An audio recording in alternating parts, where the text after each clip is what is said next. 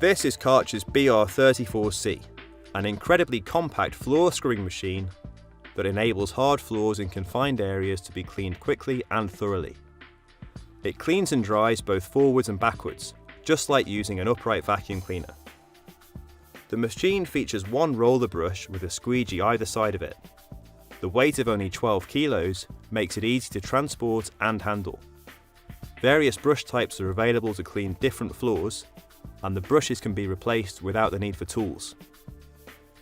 The machine gives a result that's much faster, much better and more consistent than cleaning with a mop and bucket. Water for scrubbing is always clean, and the rotating brush cleans much more deeply than a mop can.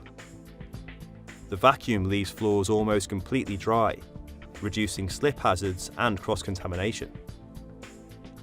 The two 4-litre tanks, dirty water and fresh water, can be removed in 1 second and leave one hand free to open doors. The fresh water tank is very flat and slim, easily fitting under any tap.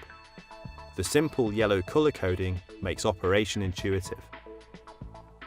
The vacuum on-off function enables more water to be used in the cleaning process to remove the most stubborn dirt.